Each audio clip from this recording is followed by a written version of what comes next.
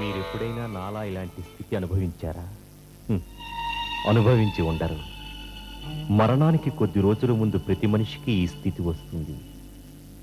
ఒక్కొక్క శక్తి తన నుంచి వీడ్కోలు తీసుకుని వెళ్ళిపోతుంది. ఒక్కొక్క అవయవము పాడైపోతుంది. నా గుండె, కాలేయం, ఊపిరితిత్తులు, మూత్రపిండాలు, ధమనులు, సిరలు అన్నీ పాడైపోయాయి. చెవులు, కళ్ళు మాత్రం పనిచేస్తున్నాయి.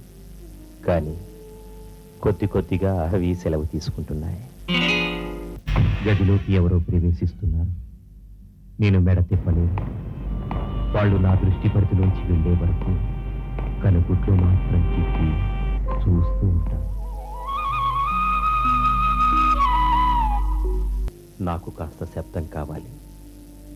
ఈ విషాదాన్ని, నిశ్శబ్దాన్ని, నిర్వీర్యతను నేను భరించలేకపోతున్నాను.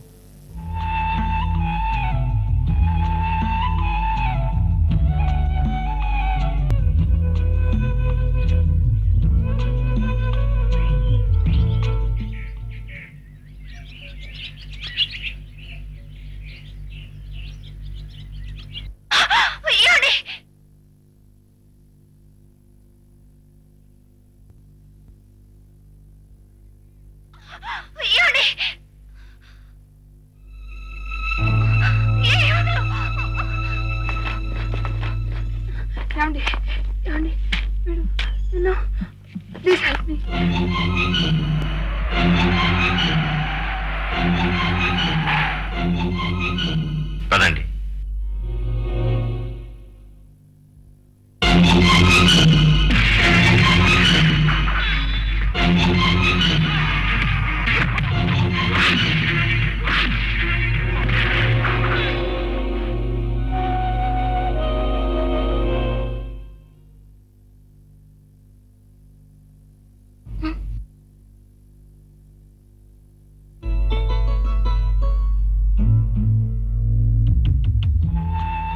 భలే కొట్టారండి, అచ్చు హీరోలా.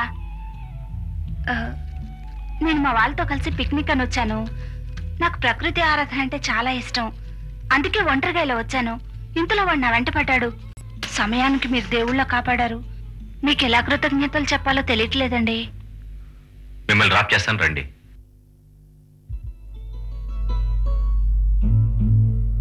ఓ, మీకు నా పేరు కూడా చెప్పలేదు కదూ. నా పేరు ప్రణవి. ప్రైవేట్గా BA చదువుతున్నాను. టైప్ కూడా నేర్చుకుంటున్నాను. మా టైప్ ఇన్స్టిట్యూట్ వాళ్ళతో కలిసి పిక్నిక్ అని వచ్చాను. అదిగో మీరున్న చోట వచ్చింది, వెళ్ళండి. ఏమండి, నేను నా గురించి అంతా చెప్పాను, కానీ మీరు కనీసం మీ పేరు కూడా చెప్పలేదు. నేను మీ పేరు అడగలేదు. ఇంతవరకు మీరు చెప్పిన చరిత్ర వినలేదు. బాయ్.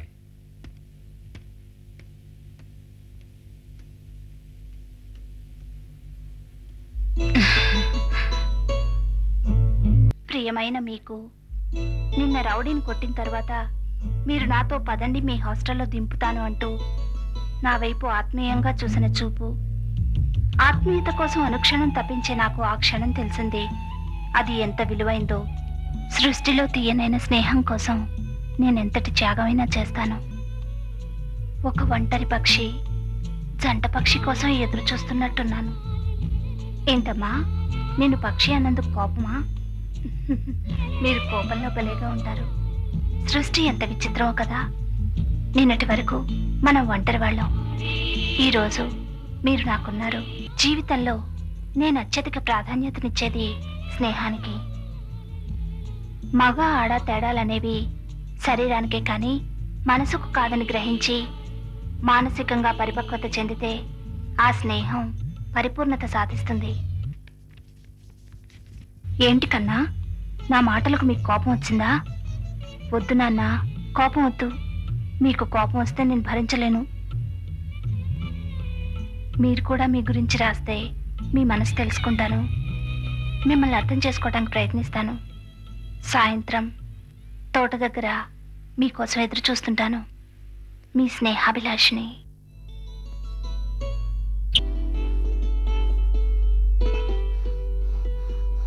నా ఉత్తరం చదివారా? ఏమిటిది? ప్రేమలేఖ? ఏ బాలేదా? నిజం చెప్పమంటావా?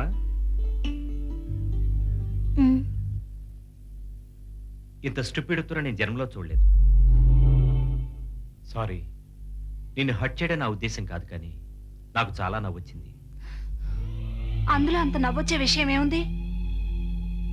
ఎవరైనా పరిచయం కాగానే వాళ్ళ గురించి ఏమీ తెలుసుకోకుండానే మనల్ని మనం స్నేహ పురస్కరంగా అర్పించేసుకోవాలనుకోవడం అంత ఆరోగ్యకరమైన పని కాదు.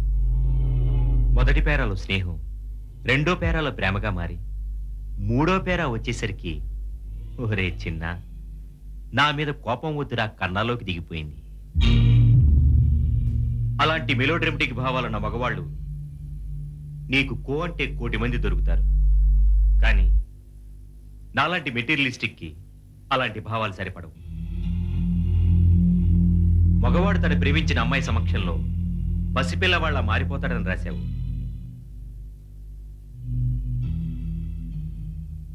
ఆ విషయం నీకెలా తెలుసు? మెంటల్గా బ్రేక్ అయినప్పుడు, లేకపోతే ఆడదాని అహాన్ని సంతృప్తిపరచడానికో మగాడు ఆడదాని ఒళ్ళో తలపెట్టి గెడుస్తాడు. నా దగ్గర ఆ రెండూ జరగవు. ఎందుకంటే నాకు పక్క వ్యక్తి మీద నమ్మకం లేదు. ఇంకో వ్యక్తి దగ్గర ఎప్పుడు మెంటల్గా బ్రేక్ కాను.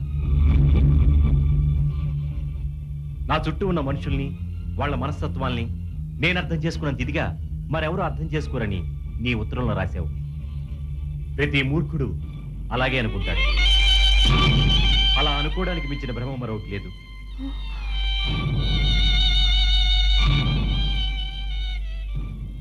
నీ మొదటి ఉత్తరంలోనే నీ గురించి నువ్వు అంతగా బయట పెట్టుకున్నావు దేనికి? సంతలో వరి నమ్మేవాడు దాని గుణగుణాలను వర్ణిస్తాడు. అలాగే నువ్వు కూడా నేను కొంటానో లేదో తెలియకుండా నీ రంగు, రుచి, వాసన అన్నీ చెప్పేశావు.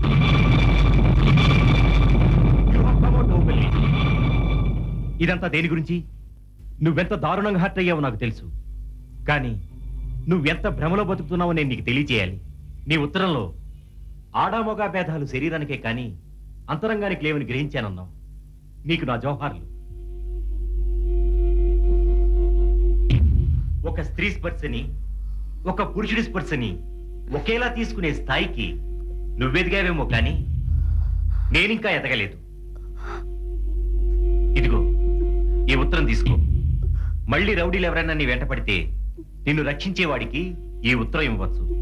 ఒక అక్షరం కూడా మార్చాల్సిన అవసరం లేదు. ఎందుకంటే స్వచ్ఛమైన స్నేహం, సున్నితమైన మనసు లాంటి పదాలు అతనికి బాగా నచ్చచ్చు. తీసుకో. Wish you all the best. Bye. ఏమండి?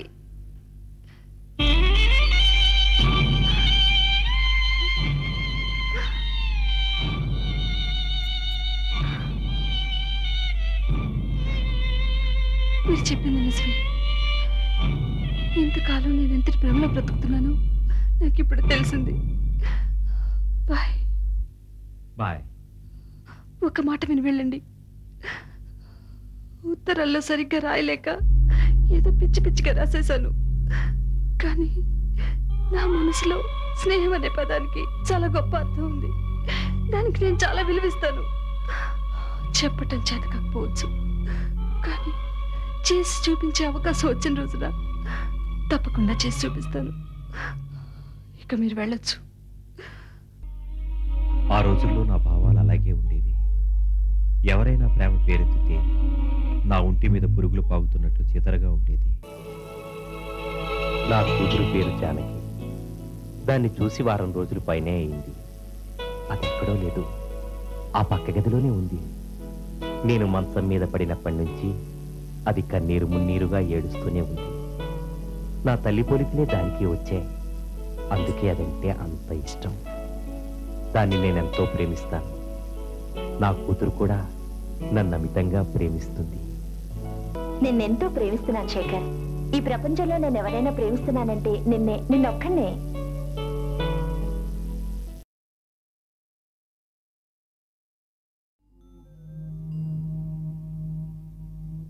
మీరు ఏం దిగులు పడకండి, అంతా సవ్యంగానే జరుగుతుంది.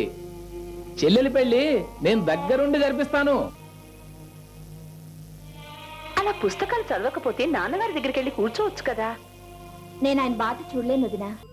ఇంత దుర్భర స్థితి పగవాడికి కూడా వద్దు. తప్పనిసరిగా జరగబోయే ఒక విషయం గురించి మన ఆప్తులు ఎదురు చూస్తూ తీసుకెళ్తాం. త్వరగా తీసుకెళ్ళమని ప్రార్థిస్తూ నేను వద్దు. ఈ నరకం పగవాడికి కూడా వద్దు. కానీ ఎవరూ ఈ స్థితి నుంచి తప్పించుకోలేరు. ప్రపంచాధినేత కానీ, మత ప్రవక్త కానీ, వేలాది మంది అనుచరులున్న రాజకీయవేత్త కానీ ఎవరికైనా ఈ స్థితి తప్పదేమో. ఏదైతేనే ముందింకాస్త కన్నీరు వస్తే బాగుండు. దాని బరువుకి ఆగి ఉన్న చుక్క కూడా కిందకి జారుకుంటుంది. అయినా ఇంకెంతసేపని లేదు. ఈరోజు మరణం, రేపు దహనం. ఇదేమిటి కళ్ళకిలా చీకటి ఆవరిస్తుంది? కొంప తీసి అయిపోతుందా?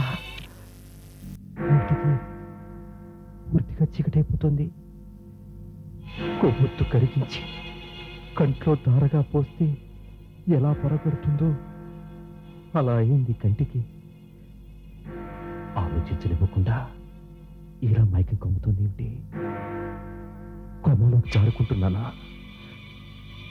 కనురెప్పలు మూసున్నాయా, తెరుచున్నాయా? చిన్నగా ఏవో శబ్దాలు వినిపిస్తున్నాయి. శరీరం ఏమిటి ఇంత తేలికైపోతుంది? అసలు గాలి పీలుస్తున్నానా ఏమో? ఎటు వెళ్ళిపోతున్నాను నేను? ఓ గాడ్, ఏమిటి ఈ వేగం? నా ఆత్మ మేఘాలలో పయనిస్తోందా?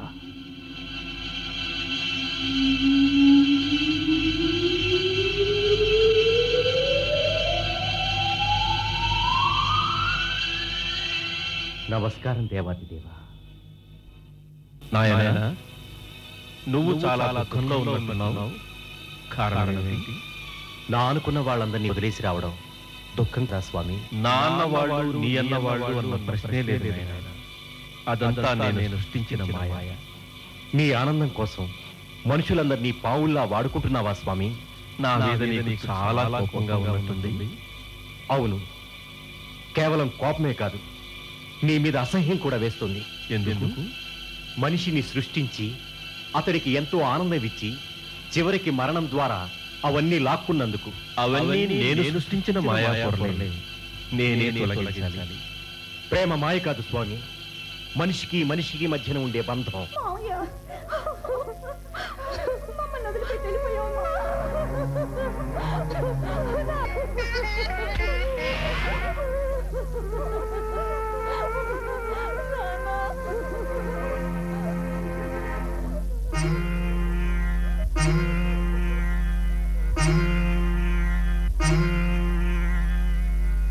ప్రేమ మాయ కాదు స్వామి, మనిషికి మధ్య ఉండే బంధం. ప్రేమ శాశ్వతం కాదు నాయనా. ఎవరికి? మాకా? ఆహా, ఎంత తెలివైనవాడివయ్యా. మీకేమో అన్నీ చెల్లుతాయి. ఇక్కడ వైకుంఠంలో హ్యాపీగా పడుకుని లక్ష్మీదేవితో సేవలు చేయించుకుంటారు. అవసరమైతే కావలసిన అవతారం ఎత్తి తలదన్నే అందగత్తెలతో తనివి తీర అనుభవించి మోజు తీరిపోగానే వైకుంఠానికి వెళ్ళిపోతారు. మీ ప్రేమలు శాశ్వతం, మీ సంబంధాలు శాశ్వతం, మీ సుఖాలు శాశ్వతం, మీ సరదాలు శాశ్వతం, మీరు శాశ్వతం. మా మనుషులకి మాత్రం అన్ని క్షణికం, అంతా మాయ. నువ్వు దేవుడివి కావయ్యా, శాడిస్టువి. ఇంతకీ నీకేం కావాలి? నాకు నా వాళ్ళందరూ కావాలి, వాళ్ళకి నేను కావాలి. మొత్తం మీద నాకు ప్రేమ కావాలి. అయితే వెళ్ళు. సృష్టిలో మొట్టమొదటిసారిగా ఏ ప్రాణికి ఇవ్వని వరాన్ని నీకు ఇస్తున్నాను. మళ్ళీ నీ జీవితాన్ని నీకు ప్రసాదిస్తున్నాను. అవును నాయనా, నీకిక చావు ఉండదు. యుద్ధాలు జరిగి సకల జీవరాశులు నశించిన, ఎన్ని భూకంపాలు వచ్చినా, ఎన్ని అగ్ని పర్వతాలు బ్రద్దలైనా, ఉప్పెనలొచ్చినా, ప్రళయాలొచ్చినా, నా సృష్టి ఉన్నంత వరకు నీకు చావులేని వరాలు ఇస్తున్నాను. చాలా ఇంకేమైనా వరాలు కావాలా? చాలు స్వామి, చాలు. ధన్యుణ్ణి. ఇంకేమీ అవసరం లేదు.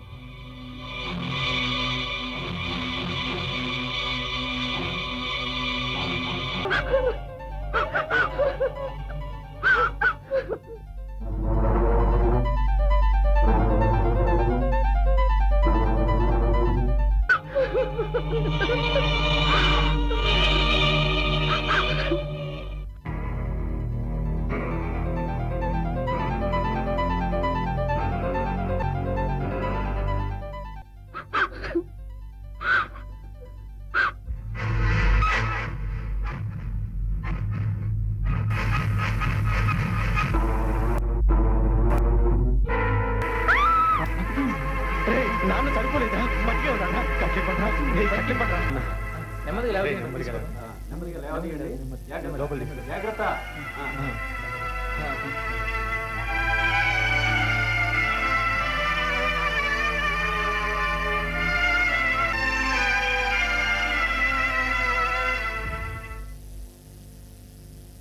త్వరగా మామూలు మనిషినైతే బాగుండు. శరీరం మొత్తం నా స్వాధీనంలో రావడానికి ఇంకా ఎంతసేపు పడుతుంది? ముందు నోరన్నా వస్తే నా వాళ్లతో ముచ్చట్లన్నా చెప్పుకుంటూ ఉంటాను. ఇదేమిటి, ఇంతవరకు అవయవాలేవి స్వాధీనంలోకి రాలేదు? కొబ్బ తీసి నువ్వు వెళ్ళి తిరిగి నీ శరీరంలో ప్రవేశించి యథాతథంగా నీ వాళ్లతో జీవితాన్ని ప్రారంభించు.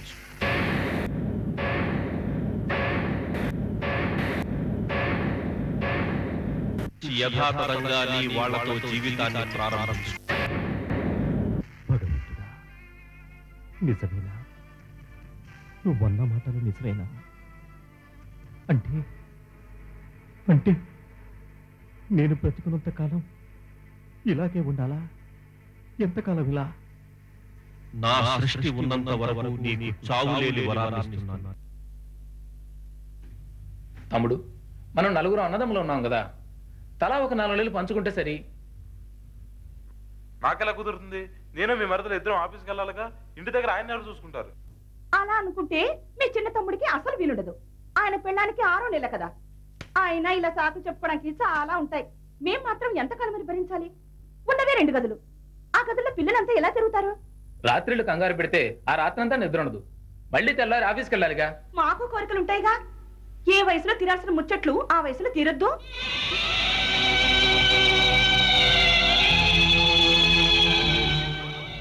ఈయన గారి మందుల కోసం, ఆ డాక్టర్ల ఫీజుల కోసం అప్పుడే 10,000 ఖర్చు అయిపోయాయి. అమ్ముల కోసం దాచిన డబ్బులు అప్పుడే సగమైపోయాయి.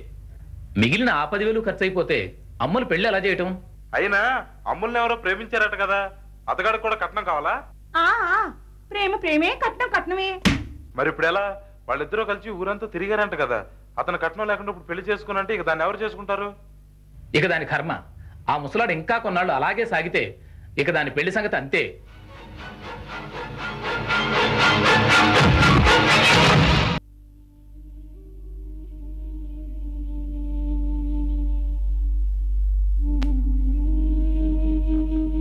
నా కూతురెందుకో వస్తోంది. నా చిట్టి తల్లికి ఈ అర్ధరాత్రి వేళ నేనెందుకు గుర్తుకొచ్చాను? చేతిలో అదేమిటి? ఆ తీర్థంగిన్నేమిటి? తులసి తీర్థమా అమ్మా? నేను చచ్చాననుకున్నావా? అప్పుడే నా నోట్లో తీర్థం పోస్తున్నావు.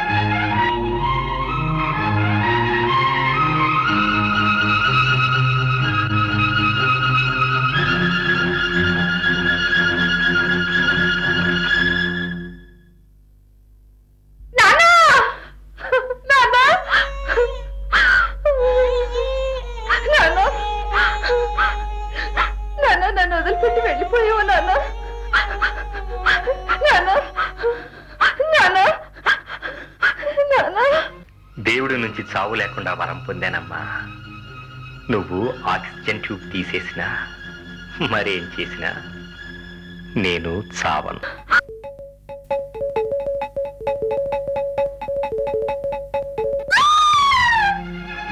నేను చావలేదని ఆశ్చర్యపోతున్నావా? దేవుడి నుంచి చావు లేకుండా వరం పొందానమ్మా.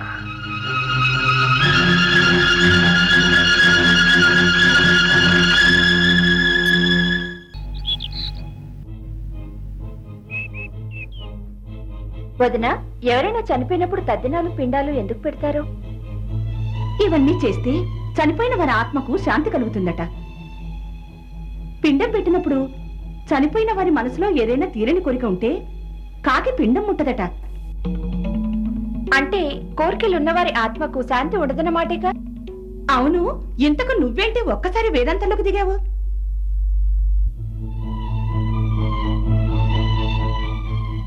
నాన్నగారి మనసులో కోరుకుంటే ఉంటుంది, కానీ పైకి చెప్పలేకపోతున్నారు. అవునమ్ములు, అందుకే ఆయన ప్రాణం అలా కొట్టుకుంటుంది. ఎలాగోలా ఆయన మనసులో ఏందో తెలుసుకోవాలి. నాకే కనుక మాటలొస్తే నిన్న రాత్రి ఆక్సిజన్ ట్యూబ్ తీసేసి నన్ను చంపబోయి ప్రపంచమంతా చెప్పుండేవాణ్ణి. కానీ కన్న కూతురు కట్నం డబ్బు ఖర్చయిపోతుందని రోగిష్టి తండ్రిని చంపే ప్రయత్నం చేసిందంటే ఎవరూ నమ్మకపోవచ్చు. వాస్తవం ఎంత భయంకరమైనది.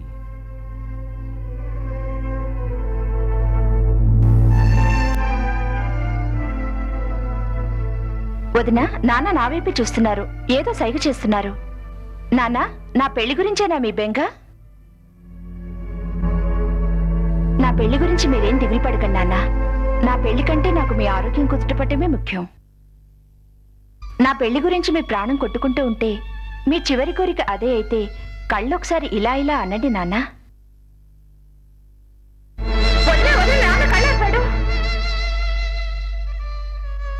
నాన్న, నేను జీవితాంతం పెళ్లి చేసుకోకుండా ఇలాగే ఉండిపోతాను. నా పెళ్లికయ్యే ఖర్చుతో మీ ఆరోగ్యం కుదుట పడితే అంతే చాలు నాన్న. వదిన, నాన్న మళ్ళీ కళ్ళాడుతున్నాడు, నువ్వైనా చెప్పదునా? మావయ్య, మీరేం కంగారు పడకండి, మీ కోరిక త్వరలోనే తీరుతుంది. పదమ్మలు.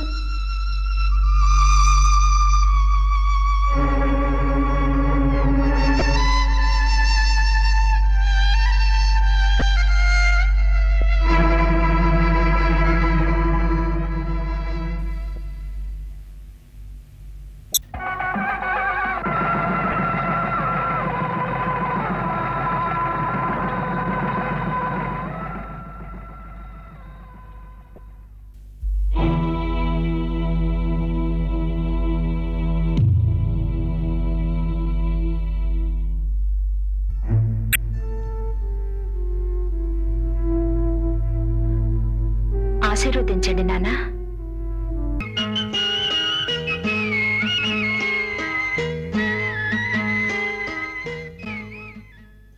ఆహా, శోభనం ఏర్పాట్లు బ్రహ్మాండంగా జరుగుతున్నాయే. అరే, దంపతుల్ని ఈశాన్యం గదిలో తల ఉత్తర దిశగా పెట్టి పడుకోబెడతారా? అన్నన్నన్నన్న, ఈ ఇంటికేదో అరిష్టం దాపురించిందయ్యా. ఎలాగండి మరి? ఈ ఇంట్లో ఉన్నదే 2 గదులాయే. ఒక గదిలో నాన్నగారు నుంచామా, ఈ గదిలో ఇలా తప్పితే మంచం మార్చడానికి వీలు కాదాయే.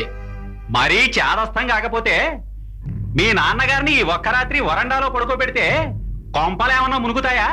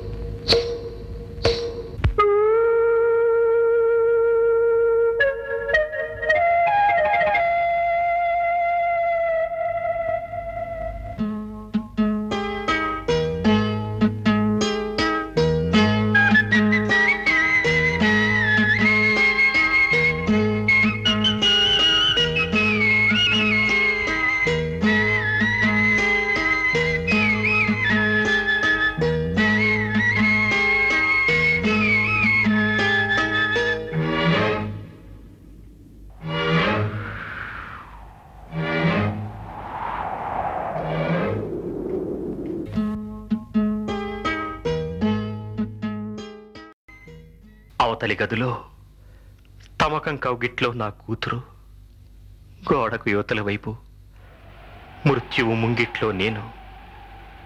ఏమిటి, నాకంటూ ఎవరూ లేరా? అర్థమైంది. వయస్సులో వృద్ధ శవాన్ని, జ్ఞానంలో శైశవాన్ని.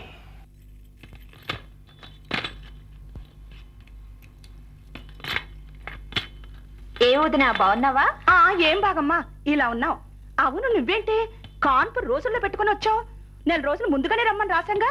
అవును, ఏరి మీ ఆయన రాలేదా? ఆయనకి లీవ్ దొరకలేదు వదినా. నాన్నగాడికి ఒంట్లో బాగాలేదటగా వదినా. మరేనమ్మా, వాడు బాగా బలహీన పడిపోయి ఫిట్స్ లాగా వస్తున్నాయి. హాస్పిటల్కి తీసుకుపోదామంటే ఈయన గారి సేవతోనే సరిపోతుంది. ఇంట్లో ఇలాంటి వాళ్ళు ఉంటే మిగతా వాళ్ళకు రోగాలు రాకుండా ఉంటాయా? ఒకప్పుడు నా తల్లిని కూడా ఆమె వృద్ధాప్యంలో అనాథాశ్రమంలో చేర్పించాను. అయితే అప్పుడు నాకున్న కారణాలు వేరు. వాటిని అర్థం చేసుకోక నా స్నేహితులు, బంధువులు అందరూ నన్ను తిట్టారు. నిన్న విషయం అడుగుతాను, ఏమనుకోగా? అడుగు. నువ్వు ఉండి కూడా మీ అమ్మని ఇలా ఆశ్రమంలో చేర్పించడం బాధగాను, ఇంకా చెప్పాలంటే సిగ్గుగా లేదురా? నా జీతం ఎంతో తెలుసు కదా శ్రీనాథ్, 1200. అందులో 400 రూమ్ రెంట్, 600 కిరాణా, మిగిలింది 200. దాంతో అమ్మకు మందులు కొనలేంగా, అందుకే అక్కడ జాయిన్ చేశాను. అక్కడ ఆరోగ్యంగా సౌకర్యంగా ఉండటమే కాకుండా నేను పంపించిన 200లో తనకు కావాల్సిన వస్తువులన్నీ కొనుక్కుంటోంది. ఇందులో సిగ్గుపడాల్సిన విషయం ఏమిటో తెలియట్లేదు. నీ దృష్టిలో సిగ్గుపడాల్సిన అవసరం లేకపోవచ్చు. మనిషి అన్నాక కాస్త భయం, భక్తి, సెంటిమెంట్ ఉండాలి. నువ్వు చేసిన పనికి నీ చుట్టూ ఉన్న వాళ్ళు ఏమనుకుంటారు? ఎందుకనుకోర్రా? అమ్మని ఆశ్రమంలో చేర్చిన వెంటనే మా ఊళ్ళోని బంధువులందరూ నన్ను తిట్టడం మొదలుపెట్టారు. కష్టపడి పెంచిన తల్లిని కష్టం సుఖం నీ దగ్గర ఉంచుకుంటేనే బాగుంటుందని నా ఉద్దేశం. నీకు విషయం తెలుసా శ్రీనాథ్, అమ్మ కూడా నీలాగే ఆలోచిస్తుంది. ఇక్కడే ఉంటూ మురుక్కొప్ప లాంటి గదుల్లో మగ్గిపోతూ పస్తులుంటూ మందులకు డబ్బులు లేక చచ్చిపోయినా పర్వాలేదు. కొడుకు పక్క నుండి ప్రతిరోజు ఏడుస్తూ కూర్చుంటే ఆవిడికో తృప్తి. మరి మీ అమ్మని ఇక్కడే ఉంచుకుపోయావా? ఆవిడైనా ఆనందంగా ఉండేది. అక్కడ ఉంచడం వలన ఇద్దరం ఆనందంగా ఉండే అవకాశం ఉంది కదా. ఇంత చిన్న విషయాన్ని మావయ్యే కాదు, నువ్వు కూడా అర్థం చేసుకోలేకపోతున్నావు. అమ్మని ఇక్కడ ఉంచడానికి అప్పు చేసి అమ్మ చచ్చిపోయిన తర్వాత అప్పు తీర్చలేక ఏడుస్తూ కూర్చుంటే సమస్య ఎప్పటికీ పరిష్కారం కాదు. నన్నందరూ మిలిస్ట్ అంటారే కానీ నా సమస్యకి ఇదే పరిష్కారం అని ఎవరు ఆలోచించరే. నేను మెటీరియలిస్ట్ని కానీ దుర్మార్గుని మాత్రం కాను. ఇప్పుడు నా పట్ల కూడా అదే జరగబోతోందా? కాలమే నిర్ణయించాలి.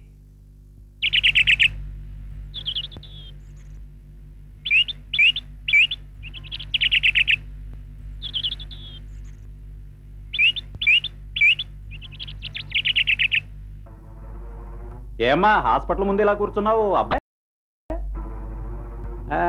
డాక్టర్ గారు ఇంకా రాలేదా? అన్నట్టు మొన్న మీ మరిది కూతురికి సీరియస్ అయితే హాస్పిటల్లో చేర్చారటగా? అవునండి, ఏమిటో ఈ మధ్య మాకెవరికి మనశ్శాంతి లేకుండా పోయింది. మీరు వాస్తు దోషం ఉంది అనంటే ఈశాన్యం ముయించాం, పిల్లలకు తాయెత్తులు కూడా కట్టించాం, అయినా మార్పు ఏం కనపడలా. ఓరి పిచ్చివాడా, ఎన్ని చేస్తే మాత్రం ఏం లాభం? మీ ఇంట్లో ప్రేతగడతో పడి ఉన్నాడే మీ నాన్న, ఆయన వల్లే ఈ అరిష్టం. ఈ చచ్చిబతికిన మనిషి మనిషే కాదు, అపశకునపు అంశ. ఆలోచించుకో. వస్తా మరి.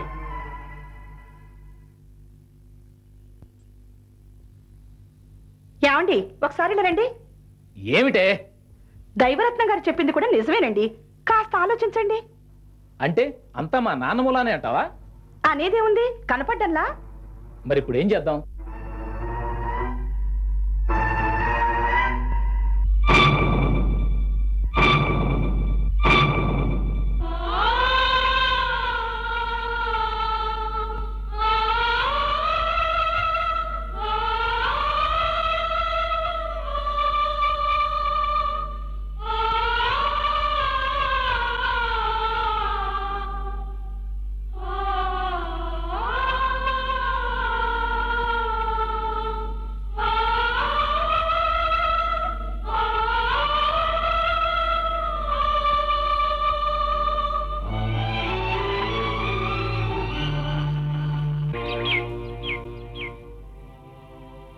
ఆ ముసలాయిని అడ్మిట్ చేసుకోవడానికి నాకేం అభ్యంతరం లేదండి, కానీ బెడ్ కావాలంటే రోజుకి 10 రూపాయలు అవుతుంది.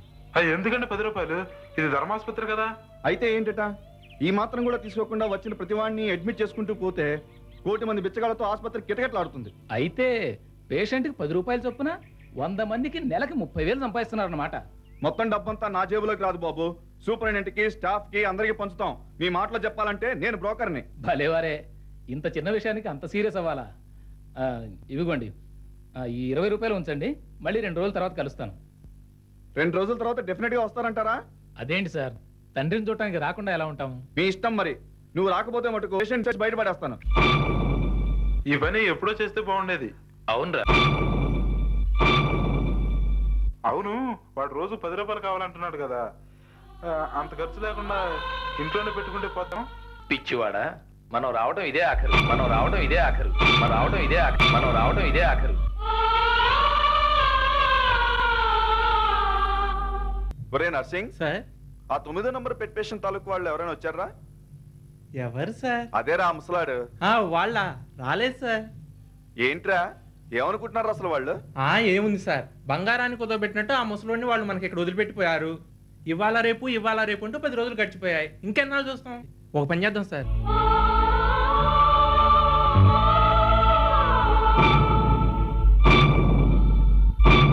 అంతేనంటావా? ఆలోచించేదే ఉంది సార్. అవతల పార్టీ వారానికి 200 ఇస్తానంది. ఆల్రెడీ 100 నొక్కేసాం. మాట పోద్ది మరి. సరే చేసేయ్. అట్టాగే సార్.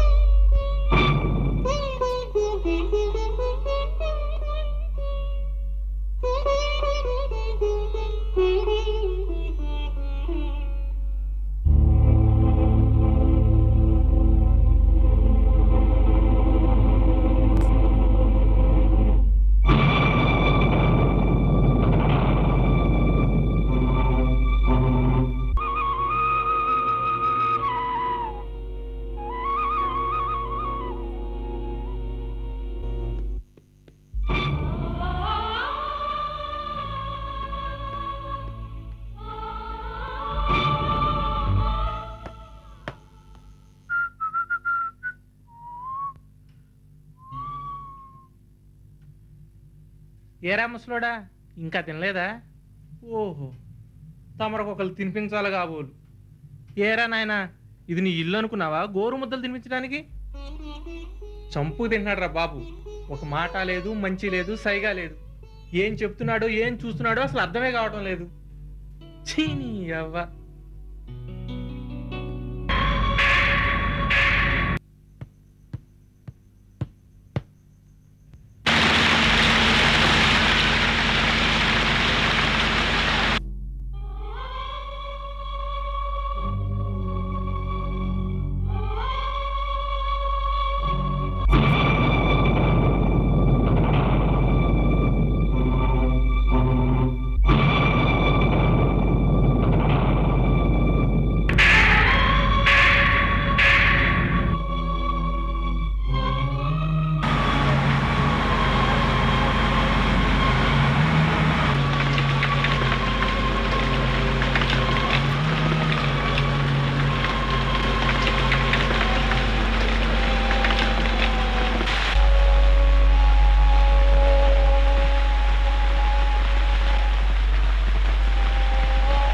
ఏమిటా గొసగొసలు? మన ఆఫీసులో ఎవరో అమ్మాయి చేరబోతోంది. లోపల ఎండి గారితో మాట్లాడుతోంది. దానికి ఎందుకింత ఆనందం? మన సూపరింటెండెంట్ గారు తెగ బాధపడిపోతున్నాడు.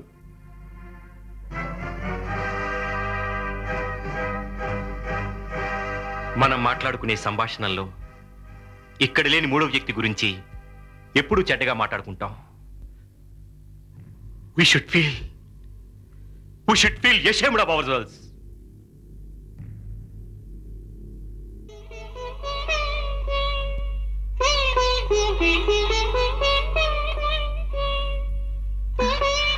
Good morning everybody.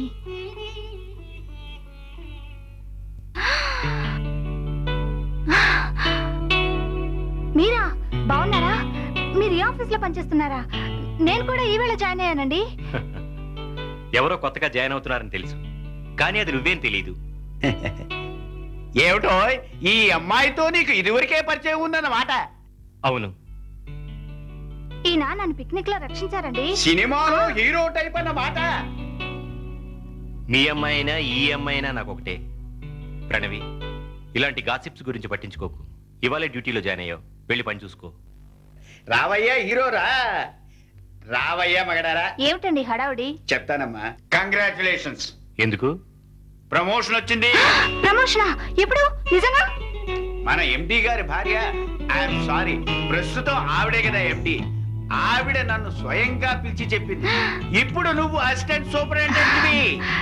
కంగ్రాచులేషన్స్. మాకు మాత్రం మంచి పార్టీ ఇవ్వాలి, లేకపోతే ఊరుకోం. తప్పకుండా ఇవ్వాలి. సాయంత్రం మీ అందరికి పార్టీ ఇస్తాను, సరేనా? ఇదంతా ప్రణవి గారి దయ. ఆవిడ పట్టుబట్టే మనకి పార్టీ దక్కింది. మీరు మామూలు మనుషులే. అంటే అంటే దుఃఖానికి ఆనందానికి మీరు అతీతులేం కాదు. మీ సక్సెస్ ని మీరు సెలబ్రేట్ చేసుకుంటున్నారన్నమాటేగా. ఇదంతా మీకు ఆనందంగా లేదు? నాకు ఆనందమైన దుఃఖమైన ఒకేలా ఉంటుంది. అంటే ప్రమోషన్ వచ్చినప్పుడు ఫీల్ అయినట్టే ఉద్యోగం పోయినా కూడా ఆనందంగానే ఉంటారంటారు. అసలేమీ అనిపించదా? నమ్మమంటారా? ముందు నీకేం కావాలో చెప్పు. కాఫీయా, టీయా? మీరు ఆత్మవంచన చేసుకుంటున్నారు. మీకు ఫీలింగ్స్ ఉన్నాయి. ఈ ప్రమోషన్ ని, పార్టీని మీరు నిజంగా ఎంజాయ్ చేస్తున్నారు. Pranavi, tea. Thank you. Okay. నీకు మళ్ళీ చెప్తున్నాను, నాకే ఫీలింగ్స్ రావు. టీ చల్లారిపోతుంది, తాగు. ఏ ఒప్పుకుంటే ఏం పోతుంది? మీ కిరీటం ఏమన్నా జారిపోతుందా? నాకు లేని ఫీలింగ్స్ గురించి నీకేం చెప్పమంటావు ప్రణవి? ఏ ఒప్పుకోవడానికి మీ మెటీరియలిజం అడ్డొస్తుందా?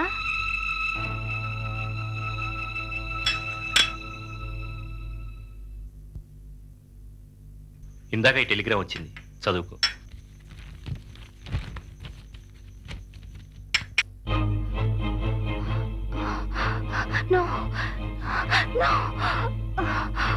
దీన్ని చూసిన తర్వాత కూడా నువ్వు నా గురించి అలాగే అనుకుంటే నీ ఇష్టం. మై గాడ్, ఇది చదివాక కూడా మీరు ఎలా ఉండగలిగారు? ఏమైంది? ఏం లేదు, ప్లీజ్ క్యారీ ఆన్. వాళ్ళ అమ్మగారు పోయారట. మీరు ఇంకా ఇక్కడే ఉన్నారే, వెళ్ళండి తొందరగా. ఇప్పుడైనా తెలిసిందా నేను దేనైనా ఒకేలా రిసీవ్ చేసుకుంటాను? అసలు నీ గురించి ఏమనుకోవాలో కూడా అర్థం కావడం లేదు. కన్న తల్లిపోతే నిమ్మకు నీరెట్టినట్టున్నావు, పైగా పార్టీలా. ఐఎమ్ సారీ, ఈ విషయం ముందే చెప్తే పార్టీ క్యాన్సిల్ చేసేవాళ్ళంగా. ఎందుకు? రాత్రి 10 గంటల వరకు బస్సు లేదుగా. ఏ టాక్సీనో పట్టుకుని వెళ్ళాలయ్యా. 2 గంటల ముందు చేరి చేయాల్సిందే ఉంది. శవాన్ని ఎలాగో రాత్రిపూట తీసుకెళ్ళంగా. అనవసరంగా పార్టీ అడిగాం. ఈ వార్త తెలియక బలవంత పెట్టాం, సారీ. మీరందరూ సెంటిమెంటల్ గా ఎందుకు ఇలా ఫీల్ అవుతున్నారు నాకు అర్థం కాదు. అర్థం కాని విషయం గురించి వదిలేసి ముందు జరగాల్సింది ఆలోచించు. డబ్బు ఏమైనా కావాలా? డబ్బు అక్కర్లేదు, స్ట్రాంగ్ గా ఓ టీ కావాలి. అర్థం లేకుండా మాట్లాడు. అక్కడ తల్లి చచ్చిపోతే ఇక్కడ టీ అడుగుతావు, మరీ ఇంత దారుణమా? దీనిలో దారుణం దుర్మార్గం ఏముంది? తల పగిలిపోతుంది, టీ కావాలన్నాను.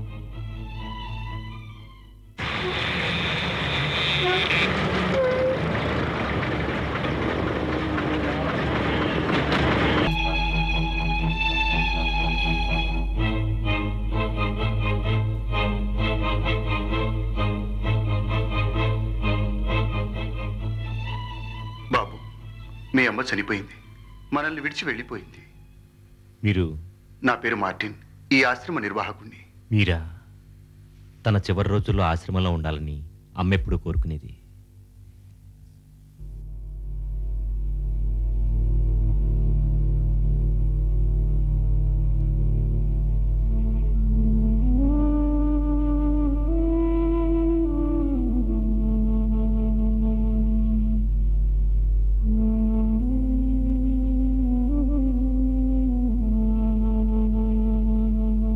రాత్రంతా శవజాగరణ చేయాలి.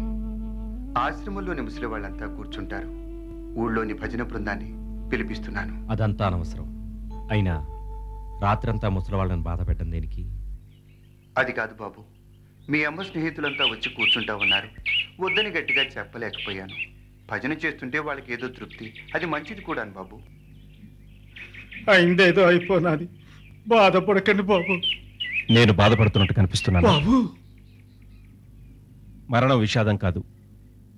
ఇంతకీ నువ్వెవరు? నన్ను రామయ్య అంటారండి. ఈ ఆశ్రమంలో నౌకర్ని. మీ అమ్మగారి తరపు బంధువులు ఎవరూ రాలేదా అండి? అన్ని పనులు మార్టిన్ గారే చూస్తున్నారండి. ఆఖరి క్షణాల్లో ఆ అమ్మగారి దగ్గర ఆయన గారే ఉండారండి. రేపు ఉదయం ఎన్ని గంటలకు ఉంది బస్సు? బాబు, రేపు ఉదయాన్నే వెళ్ళిపోతారా బాబు? కర్మ దానం ఏ తల్లికి మధ్యాహ్నాలు అవుతు బాబు. నేనేమీ చేయమని చెప్పలేదే. కర్మకాండాల మీద నాకు నమ్మకం లేదు. ఇక దహనం అంటావా? తప్పదనుకో. అది సరే, నీ దగ్గర సిగరెట్ ఉందా? బాబు, లోపల లోపల మీ తల్లి గారి సేవ ఉంది బాబు. నాకు సిగరెట్ కావాలి. సిగరెట్టా? బీడీ ఉంది బాబు. వేడి వేడిగా కప్పుటి సిగరెట్ తీసుకురా. చిల్లరుంచుకో. అట్టాగే బాబు. ఆగు. లోపల నా తల్లి శవం. డబ్బు చూశాక నీ మొహం మీద చిరునవ్వు. వెళ్ళు.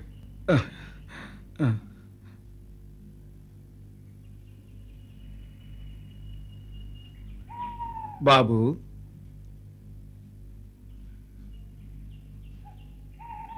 ఏదో పెద్దోడిని చెబుతున్నాను, నా మాటేనండి బాబు. కర్మకాండ అయిపోవటంతో మంచిది కాదు బాబు. కర్మ కర్మ కర్మ. ఎందుకండి ఈ కర్మకాండాలు? ఏం చేసినా మనిషి బ్రతుకున్నప్పుడే చేయాలి. చచ్చిపోయిన తర్వాత ఎందుకు ఈ తంతు?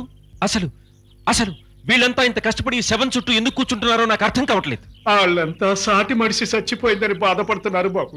వాళ్ళంతా నిజంగా బాధపడుతున్నారా? వాళ్ళంతా నిజంగా బాధపడుతున్నారా? తప్పదు తప్పదు కాబట్టి వాళ్ళు అక్కడ కూర్చున్నారు.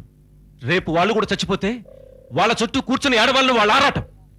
అదే అదే హిపోక్రసీ అంటే. బాబు, హిపోక్రసీ అంటే ఏంటి బాబు? ఇందాక మా తల్లి శవం దగ్గర మీరు ఏడ్చారు. ఆ తర్వాత డబ్బులు చూసి మీరు నవ్వారు. అదే అదే హిపోక్రసీ అంటే. టీ ఇవ్వండి.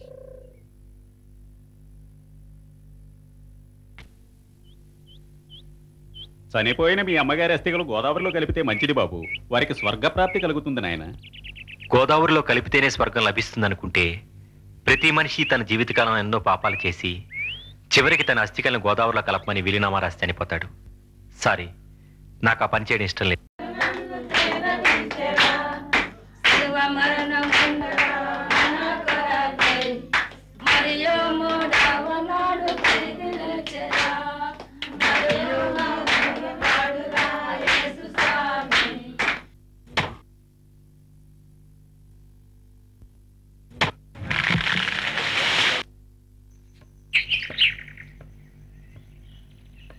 ఏమిటి బాబు ఆలోచిస్తున్నావు?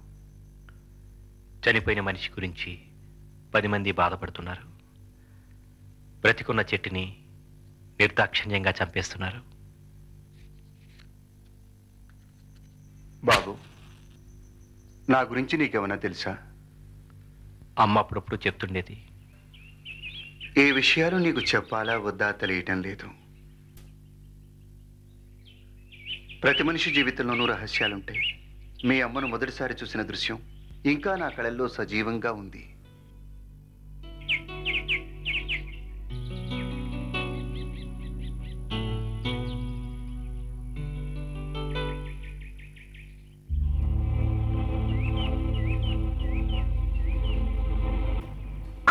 అరే జాగ్రత్త.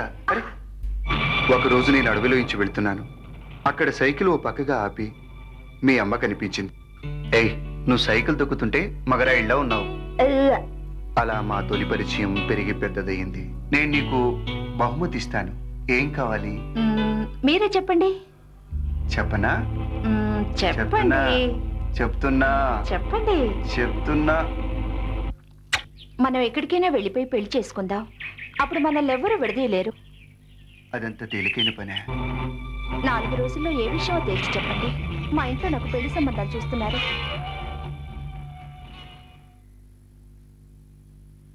నాకు ధైర్యం చాలలేదు. మళ్ళీ ఆ అమ్మాయి కనపడలేదు. వెళ్ళి మిలిటరీలో జాయిన్ అయిపోయాను. తర్వాత ఓ 10 ఏళ్ల వరకు నీ తల్లి ఏమైపోయిందో నాకు తెలియదు. మిలిటరీ నుంచి తిరిగి వచ్చాక వృద్ధుల కోసం నేను పెట్టిన ఈ ఆశ్రమంలో 40 ఏళ్ల తర్వాత నాకు తటస్థపడింది. అన్నేళ్ల తర్వాత నా ప్రియురాలు కనిపించేసరికి ఆనందంతో దుఃఖంతో ఏడ్చేశాను. మనుషులకి సెంటిమెంట్స్ చాలా తక్కువ ఉండొచ్చు, కానీ నేను అలాంటి వాడిని కాను. మరి అలాంటి వారు? ఆ రోజు నుంచి ఇప్పటిదాకా నీ తల్లిని చాలా ఆదరంగా చూసుకున్నాను. ఆమె పట్ల అవ్యాజమైన ప్రేమను వ్యక్తం చేశాను. ఒక సైకిల్ పంచర్ అయిన అమ్మాయికి బహుమతి ఇస్తానని ఆశపెట్టి ముద్దు పెట్టుకుని దానికి ఎంత అందమైన సెంటిమెంట్ అల్లుకొస్తున్నావురా నువ్వు నీచుడా. బాబు, నీకు విషయం చెప్పాలి. చనిపోవటానికి 10 రోజుల ముందు మీ అమ్మ నాకు సంగతి చెప్పింది. ఏమిటది? పెళ్లినాటికి ఆమె గర్భవతి.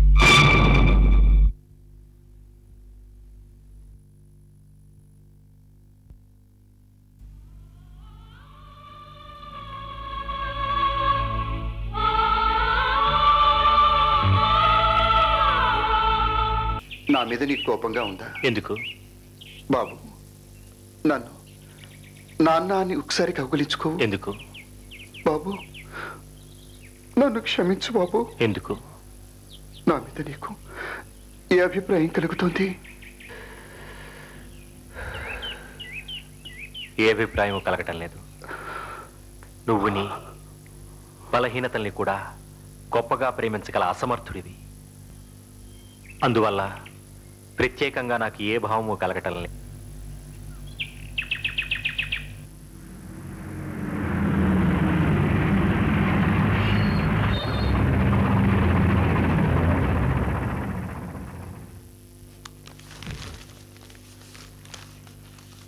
ఏమయ్యా, ఎప్పుడొచ్చావు? తల్లి చచ్చిపోయి బాధల్లో ఉన్నావు, కాస్త విశ్రాంతి తీసుకోవచ్చుగా. నేను బాధల్లో ఉన్నాను మీకెవరు చెప్పారు? అది ఆవిడ మరణం నాకు చాలా సంతోషాన్ని కలిగించింది. అనారోగ్యంతో ఆవిడ చివరి రోజుల్లో బాధతో విలవిల్లాడిపోయేదని అక్కడ ఉన్నవారు చెప్పారు. మరణం ఒక విధంగా ఆవిడ బాధలకు విముక్తి. నీ వేదాంతం నాకు అర్థం కాదు కానీ పద లోపలికి పద. ఎవరైనా చూస్తే బాగుండదు. ఎందుకు బాగుండదు? ఎందుకు బాగుండదా? తల్లి చచ్చిపోయిన మరుసటి రోజే తీరిగ్గా చెట్లకి నీళ్లు పోస్తున్నావంటే నలుగురు ఏమన్నా అనుకుంటారు. చచ్చిన తల్లి కోసం నీళ్లు పోయకుండా బతుకునే చెట్టును చంపాలా? కర్మ కర్మ. చచ్చిపోతున్న నీ తల్లి నోట్లో కనీసం తులసి నీళ్ళైనా పోసావా? నేను చెప్పేది అదే. చచ్చిన తల్లి నోట్లో నీళ్లు పోయడం కన్నా బ్రతుకున్న చెట్టుకు నీళ్లు పోయడం ఉపయోగకరమని. సర్లే, ఇంతకీ మీ తల్లి కర్మ ఎక్కడ చేస్తున్నావు? నాకు అలాంటి నమ్మకాలు లేవు. మీ అమ్మ పున్నామ నరకంలో ఉండిపోతుంది. నరకం మీద నాకు నమ్మకం లేదు. నాకుంది. ఉంటే మీ చావేదో మీరు. ఏమిటయ్యా మరి అంత వితర్కంగా మాట్లాడతావు? మీ వాదం తర్కంగా ఉందా? మా వాదంలో లేని తర్కమేమిటి? స్వర్గం నరకం అనేవి నిజంగానే ఉంటే అవి మనం చేసే పాపపుణ్యాల మీద ఆధారపడి ఉంటాయి కానీ మన కర్మకాండాల మీద కాదు. అది తర్కం. కర్మ. మీ అమ్మ పేరు మీద అన్నదానమో గోదానమో కనీసం హిరణ్య దానమేనా చేయవయ్యా? డబ్బు నేనిస్తాను. ఇక్కడ సమస్య డబ్బులది కాదు. మరేమిటో? నాకు నమ్మకం లేదు. నమ్మకం లేని పని నేను చేయను. డబ్బెలాగూ మీరే ఇస్తున్నారు కాబట్టి ఆ పనేదో మీరే చేయండి. నేనెందుకు చేయాలి? ఆ పుణ్యమేదో మీకే వస్తుంది కాబట్టి. పరంధామయ్య గారు మీతో మాట్లాడడం నేను చూశాను. నిన్న రాత్రి నాకు ఒక కల వచ్చింది. మన ఇద్దరం ఒక జలపాతం దగ్గర ఉన్నామట. అతని పేరేంటన్నారు? మాలిక్ కదూ? అతను మీ కనతండ్రిని చెప్పుకోవటం అచ్చం సినిమాలలాగా ఉంది. మార్టిన్ నా తండ్రి అని చెప్పగానే నాన్నని బలంగా కగులించుకుంటాననుకున్నాడు. పాపం డిసప్పాయింట్ అయ్యాడు. నిజంగా మీకేమీ అనిపించలేదా? అనిపించింది. అతను చెప్పిన అందమైన ఫ్లాష్ బ్యాక్ లోని హీరోయిన్ నా తల్లి కాకపోతే బాగుండేదనిపించింది. చూసారా, మీకు కూడా ఫీలింగ్స్ ఉన్నాయి. నాకు చాలా ఫీలింగ్స్ ఉన్నాయి. అవన్నీ బయటికి చెప్తే ఈ ప్రపంచం తట్టుకోలేదు. అందుకే చెప్పండి. అయితే మొత్తానికి మీ అమ్మగారి కర్మకాండలు మార్టిన్ చేస్తానన్నారనమాట. అవును. కోడి పీక కోసే ముందు ప్రార్థనలు చేసే కసాయి వాడిలా. మీరిప్పుడు సరిగ్గా నాకు అర్థమవుతున్నారు. నాకు నేనే అర్థం కావటం లేదు. నువ్వే అర్థం చేసుకుంటావు. మీ అభిప్రాయాలకు ఎవరేమనుకుంటారో అని మీరు భయపడరు. అవి వినటానికి వింతగానో భయం కలిగించేవిగానే ఉంటాయి. కానీ వాటి వల్ల ఎవరికీ ఏ హాని కలగదు. అలా అనిపిస్తుందంటే ఎలా ఉంది కళ? కళలో నువ్వు అన్నది నిజమే అనుకుంటా. కానీ ఎవరేమన్నా నేను మారను. నాకు ఇలా బాగానే ఉంది. ఏం బాగుంది నా మొహం? రూమ్ నిండా ఈ సిగరెట్ పీకలేమిటి? పడుకుంటే మొహం మీద పడేలా దండం మీద ఈ బట్టలేమిటి? రోజు ఇలా బికార్లా నేల మీద పడుకుంటారా? నేల మీద కాదు, సాప్ మీద. ఏదో ఒకట్లండి. సత్రం భోజనం, మటన్ నిద్ర. నిద్రంటే గుర్తుకొచ్చింది. చీకటి పడుతోంది. నువ్వు ఇంటికి వెళ్ళవా? ఏ నేను ఉంటే మీకేమన్నా ఇబ్బందా? నాకేమీ పర్వాలేదు. స్నానం చేయాలి. ఇంట్లో బట్టలు ఏమైనా ఉన్నాయా? మా అమ్మ పాత చీర దొన్నట్టుంది, చూస్తాను. మరి మీ అమ్మగారి చీర బాగుండదేమో. ఇది చీర ప్రస్తుతం దీని అవసరం నీకుంది, ఎందుకంటే ఎక్కువగా ఆలోచించడం అనవసరం.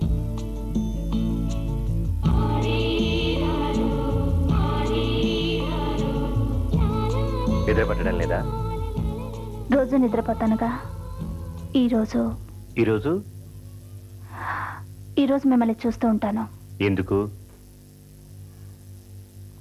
స్త్రీని స్వార్థానికి వాడుకునే గుణం మీలో లేదు. అలా ఎలా చెప్పగలుగుతున్నావు? అవును, ఇలా ఒంటరిగా ఉన్నా కూడా మీరు నా దగ్గరకు వచ్చే ప్రయత్నం ఏది చేయకపోవటమే నాకు ఒక కొత్త పాఠం. నీ ఒంటి మీద చేయి వేయడానికి కారణం నా మంచితనం అని నువ్వు అనుకుంటున్నావు. వేరే అనుభవం నా అమ్మాయి అయితే అలా రాకపోవడాన్ని ఇంకోలా అనుకునేది. తన దగ్గర నా మంచితనాన్ని ఎస్టాబ్లిష్ చేసుకుంటున్నాను అనుకునేది. మరీ అమాయకమైన అమ్మాయి అయితే ఈ రావడాలు పోవడాలు అదేం ఆలోచించకుండా హాయిగా నిద్రపోయేది. నన్ను శారీరకంగా కోరుకునే అమ్మాయి అయితే అలా రాకపోవడాన్ని నా చేతకానితనంగా భావించేది. కాబట్టి చర్య అనే దానికి ఏ ఇంటెన్సిక్ వాల్యూ లేదు. గొప్పగా ఆలోచించడమే కాదు, అంతకంటే గొప్పగా మాట్లాడడం కూడా మీకొచ్చు. ప్రణవి, ఒక మాట మాత్రం నిజం. అదే నువ్వు మొగాడవై ఉంటే రాత్రంతా నీతో ఇలా కబుర్లు చెప్పుకునేవాడిని కాదు. ఒక స్త్రీని ఇంప్రెస్ చేయడానికి మగవాడు ప్రపంచంలోని విజ్ఞానాన్నంతా తన మాటల్లో ఒలకపోస్తాడు. ఇది నా పట్ల కూడా అసత్యం కాదు, ఇట్స్ ఎ ఫ్యాక్ట్. అదే ఆ ఫ్రాంక్నెస్ మీలో నాకు నచ్చేది.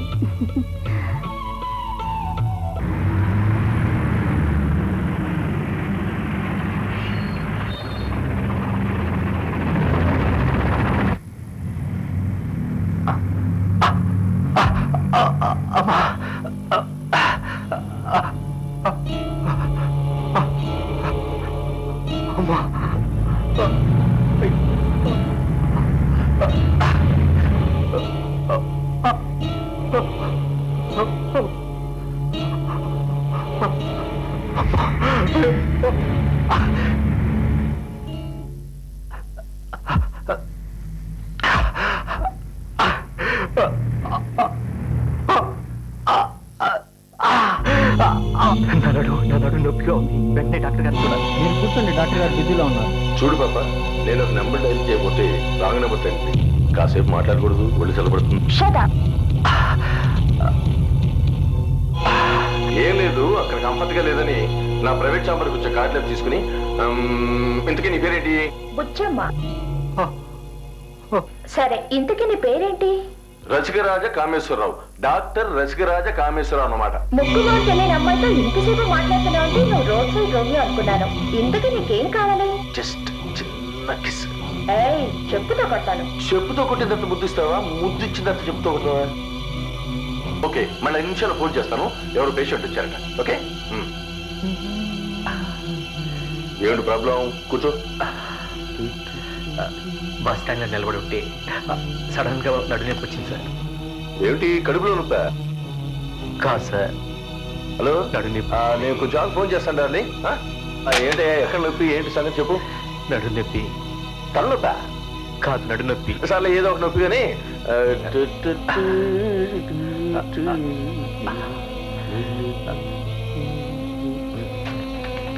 ఇదిగో ఈ టెస్ట్లను చేంజ్ తీసుకురా. Brain scan, blood test, liver test, CT scan, DNA test, చెవి టెస్ట్. నడునొప్పికి ఇన్ని టెస్టులు చేయించాలా సార్?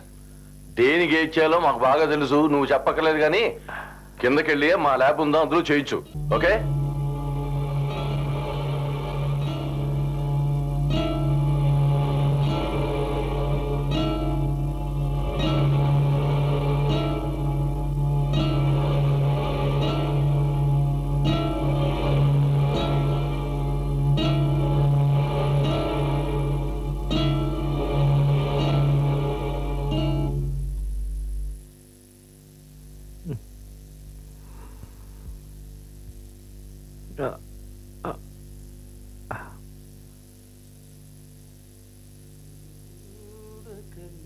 ఉండలేను నిన్ను చూడక నేనుండలేను.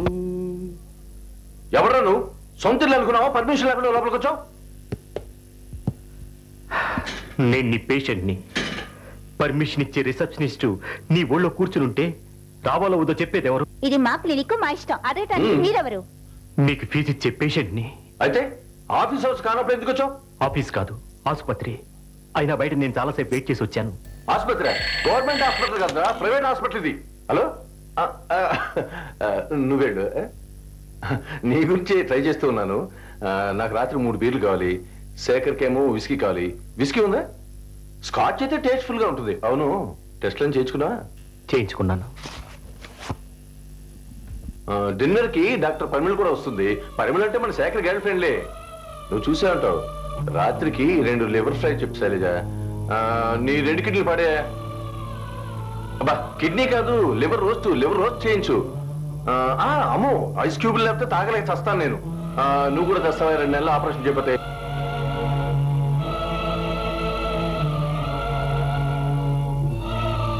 నా brand golden eagle, my dear golden girl. ఆ శేఖర్ గారికి స్కాచ్ దొరకకపోతే పీటర్స్ గారు తెప్పించు. వాడికి పరిమళం ఉంటే నాటికి నీటికి దేనికి తేడా తెలీదు. ఉంటా మరి. చెప్పండి, ఏంటి మీ problem? What can I do for you? నా కిడ్నీలు 2 ఫెయిల్ అయ్యాయని చెప్పారు. అవును చెప్పారు కదా. ఖర్చు ఎంత అవుతుంది? 1,00,000. అది నీ బంధువులు ఎవరన్నా కిడ్నీ దానం చేస్తాయి. నాకు బంధువులు ఎవరు లేరు. బయట వాళ్ళది కూడా పనికొస్తుంది అనుకో. దానికి మళ్ళీ బ్రోకర్ను పట్టుకోవాలి, పేపర్లో ప్రకటన వేయాలి. మార్కెట్లో కిడ్నీ రేటు 1,00,000 ఉంది. ఆపరేషన్కో 1,00,000. నేను 6 నెలల పైగా బ్రతకాలంటే 2 లక్షలు కావాలన్నమాట. Correct calculation. 2 లక్షలు కాదు, నా దగ్గర 2,000 కూడా లేవు. దానికి నేనేం చేయాలి? 5 నిమిషాల క్రితం వరకు నేను మనిషిని, ఇప్పుడు జీవోత్సవాన్ని. నేను వస్తాను. రిపోర్ట్లు తీసుకెళ్ళు. నా చావుకు రుజువులు ఎందుకు? అవును, నిన్న ఒక విషయం అడగచ్చా? అడగండి. చావు విషయం చెప్తే చాలా మంది కింద మీద పడతారు, బెంబేలు పడిపోతారు, ఏడుస్తారు. నీలో ఏ ఎక్స్ప్రెషన్ లేదంటే ఈ క్షణం నీకేమనిపిస్తుంది? నాతో పాటు ఈ ప్రపంచం, దాంతో పాటు మీరు అంతా నాశనం అయిపోతే బాగుండనిపిస్తోంది. రేపు భద్రాచలం వెళ్దాం అనుకుంటున్నాను, వస్తావా? ఏయ్, నిజంగా? తప్పకుండా వస్తాను. భద్రాచలంలో 2 రూములు బుక్ చేశాను. ఒకటి మీ ఇద్దరికి, ఒకటి నాకు. ముగ్గురికి 1 రూమ్ బుక్ చేసినా, ముగ్గురికి 3 చేసినా నాకు అభ్యంతరం లేదు.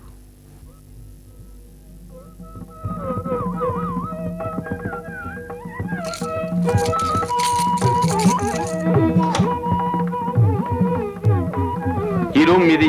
మీ ఇద్దరు ఈ రూమ్ లో ఉండండి. నేను ఆ పక్క రూమ్ లో ఉంటాను. ప్రణవి, లోపలికి రండి. తొందరగా తయారైతే గుడికి వెళదాం. వస్తాను రా. దేవుడంటే ఎలాగో నమ్మకం లేదు, కనీసం ప్రకృతిని దర్శించడానికన్నా వస్తారా మహాశయ?